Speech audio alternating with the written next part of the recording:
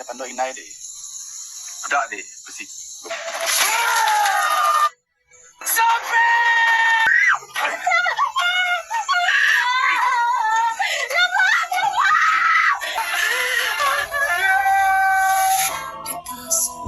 Film diawali dengan memperlihatkan seorang pria yang sedang dikejar oleh sekelompok orang hingga di ujung jurang. Ia pun tidak bisa melarikan diri. Tak lama kemudian, datanglah seorang pimpinan suku yang diketahui bernama Jago. Dia pun langsung memenggal kepala pria tersebut. Scene kemudian beralih, memperlihatkan sebuah rumah yang disebut Rumah Panjang di tengah hutan. Diceritakan jika mereka semua adalah suku Iban, di mana suku Iban ini bertempat tinggal di perbatasan hutan Sarawak Malaysia, Pulau Kalimantan, dan juga Brunei Darussalam. Sehingga kebudayaan dan juga bahasa mereka dipengaruhi oleh ketiga tempat tersebut. Sementara Rumah Panjang tempat mereka tinggal ini dihuni oleh beberapa keluarga. Kemudian Jago menghampiri istrinya dan menanyakan keberadaan anak-anak mereka. Si istri pun segera memanggil anak-anaknya, Seanang dan Lebor. Setelah berlatih, Jago berpesan kepada anak-anaknya untuk segera pulang, karena ia akan pergi sebentar untuk mengurus pekerjaannya.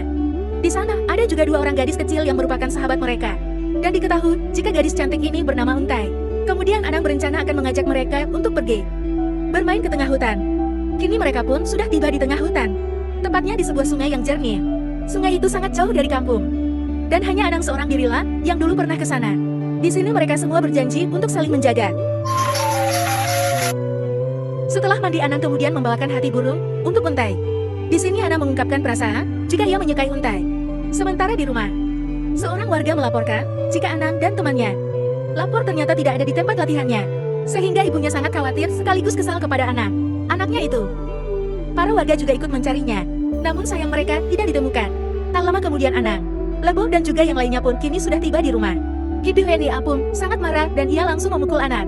Namun Lebor mencoba untuk melindungi adiknya itu dari pukulan ibunya malam harinya. Terlihat Jago yang mengobati lukanya Lebor dengan obat tradisional. Di sini Jago mengatakan jika ia dipukuli oleh ibunya karena si ibu sayang kepada mereka. Itu adalah pelajaran bagi anak yang tidak patuh kepada orang tua. Setelah anak-anak tidur, Jago kemudian memperingatkan istrinya agar tetap sabar dan jangan terlalu memarahi anak-anak, apalagi sampai memukul dia. Si istri pun mengatakan jika ia sangat kesal kepada Lebor yang bukan anak kandungnya. Terungkap fakta jika sebenarnya Lebor bukanlah anak kandung mereka, melainkan dulu Jago menemukan Lebor yang dibuang oleh orang tuanya di tengah hutan. Anang berenyam Jago, maka penyayang aku Kanang. Keesokan harinya, terlihat Lebor yang masih kesakitan akibat pukulan ibunya. Jago lalu menghampirinya dan ia memeriksa badannya. Lebor yang ternyata sedang demam. Ia kemudian menyuruh istrinya untuk mengambilkan obat untuknya. Sementara ia akan pergi melatih. Anang bela diri ke tengah hutan. Kini Jago dan juga Anang pun sedang berlatih dengan serius. Setelah berlatih mereka kemudian beristirahat sejenak. Di sini Jago menceritakan tentang pedangnya itu kepada Anang, di mana guratan pada pedangnya menandakan banyaknya kepala musuh yang ia penggal.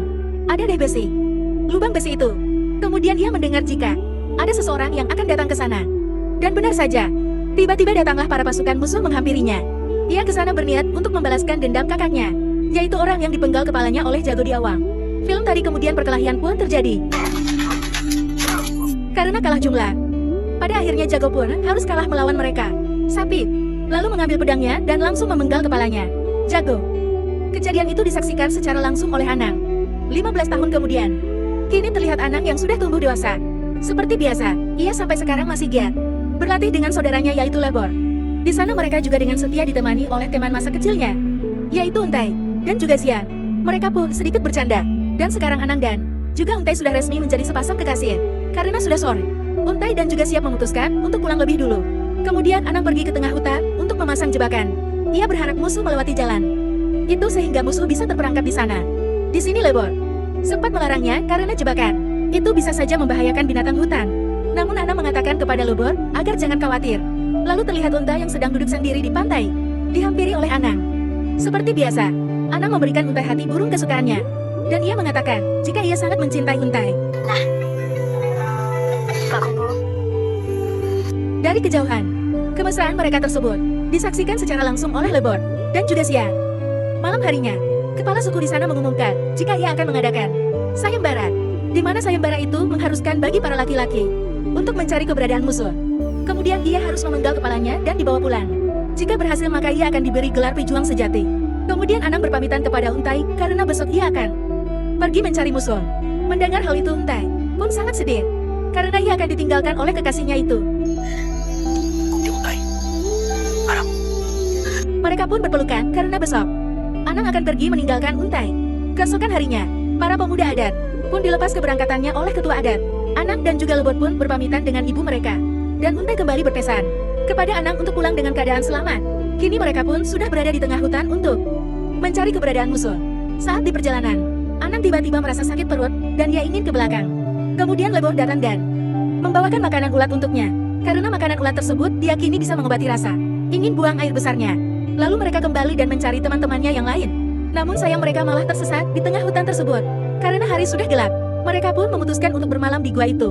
Keesokan harinya, mereka pun bangun dan mereka kembali melanjutkan perjalanan. Setelah lama berjalan, tiba-tiba mereka diserang oleh musuh. Labor nampaknya imbang melawan musuhnya tersebut. Sementara Anang nampaknya agak kesulitan karena postur tubuh musuh yang lebih besar darinya. Pada akhirnya, Labor berhasil mengalahkan dan memenggal kepala lawan. Yaitu di sisi lain, Anang yang kesusahan harus kalah. Dan kepalanya direndam di dalam sungai. Tak lama kemudian, Lebor datang untuk membantunya. Dan ia menyuruh Anang untuk memenggal kepala musuh itu. Namun saat akan memenggalnya, Anang malah teringat kenangan saat musuh memenggal kepala ayahnya. Sehingga ia tidak kuasa melakukan hal itu. Lebor pun mengambil pedang itu. Dan ia langsung memenggal kepala musuh. Ia kemudian mengatakan kepada Anang untuk mengaku jika dialah yang memenggal kepala musuh. Dan ia memberikan Anang kepala musuh itu untuk mereka bawa pulang. Di tempat lain kini terlihat Untai dan juga Sia sedang mandi. Di sini Sia mengatakan kepada Untai jika sebenarnya ia iri melihat Untai karena Untai memiliki paras yang cantik, sehingga semua orang menyukainya. Namun Untai menghibur sahabatnya itu dengan mengatakan jika cantik itu relatif. Karena yang terpenting adalah cantik dari hati.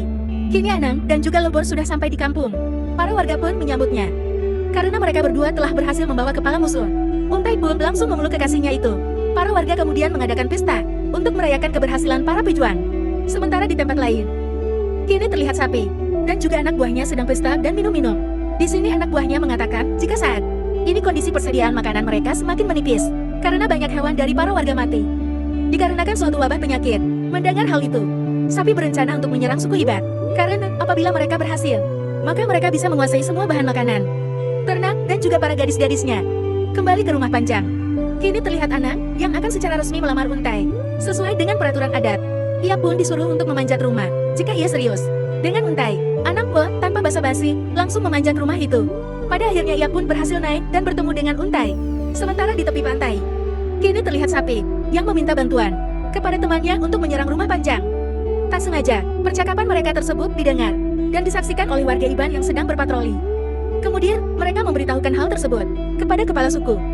Mendengar hal itu, kepala suku kemudian mengumpulkan semua pejuang sejati. Di sini si kepala suku mengatakan, jika pasukan musuh akan menyerang rumah Panjang mereka. Sehingga, ia memerintahkan mereka semua untuk melakukan penjagaan. Sementara yang lainnya tetap berjaga di luar rumah. Jaga rumah Panjang, bala kekeriang akinya, atau lebak atur belaban.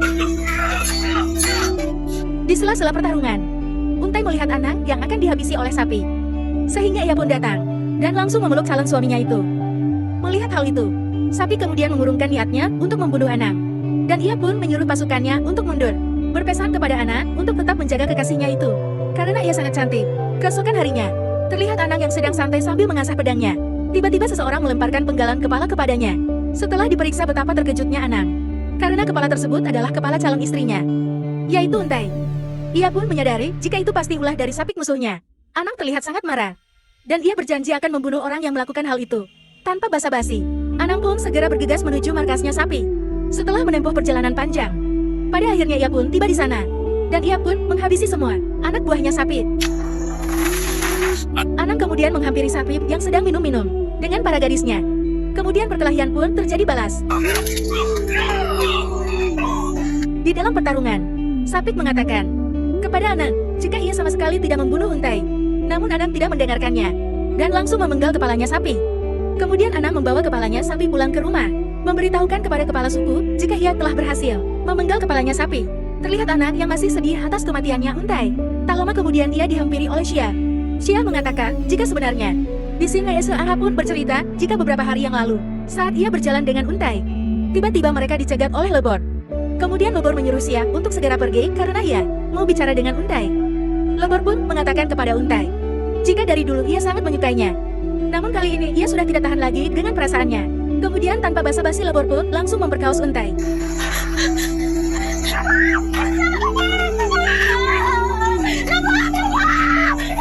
Mendengar cerita dari Xia tersebut, Anang pun sangat marah. Karena saudaranya sendiri yaitu Lebor sudah tega mengkhianatinya. Ia kemudian mengeluarkan pedangnya dan akan pergi mencari Lebor. Lebor yang sedang asyik bermain gitar pun langsung diserang oleh Anang. Di tengah pertarungan mereka, Lebor mengatakan jika ia sama sekali tidak pernah membunuh Untai. Hingga Anang pun mengejar Lebor hingga masuk ke dalam hutan. Dan nahasnya, Anang harus terjebak di dalam perangkap yang ia buat di awal film tadi. Anang Lebor yang melihat hal itu pun segera berusaha untuk menyelamatkannya. Anang bertanya kepada Lebor mengapa ia tega membunuh Untai. Karena meskipun mereka bukan saudara kandung, namun Anang tetap menyayangi Lebor. Di sini Lebor bersumpah jika ia tidak pernah membunuh Untai. Bahkan ia turut senang melihat Anang bahagia bersama dengan Untai. Bukan aku yang bunuh Untai. Tak lama kemudian datanglah Xia menghampiri mereka. Dan ia terlihat sangat sedih melihat Anang yang sedang sekarat. Di sini ia mengatakan mengapa Anang yang harus celaka. Karena ia berharap Leborlah yang harus mati. Terungkap fakta jika Xia adalah dalang dari semua ini. Di sini, ia mengaku jika sejak kecil sebenarnya ia sudah menyukai Anang hingga saat mereka sudah tumbuh dewasa. Ia selalu mengharapkan Anang juga menyukainya. Namun, Anang malah menyukai Untai yang tentu lebih cantik darinya. Ia merasa jika kebahagiaannya selalu direbut oleh Untai. Hingga saat Untai sedang mandi di sungai, Xia kemudian menghampirinya. Dan tanpa basa-basi ia pun langsung memenggal kepalanya. Mendengar hal itu, Lebor pun sangat marah.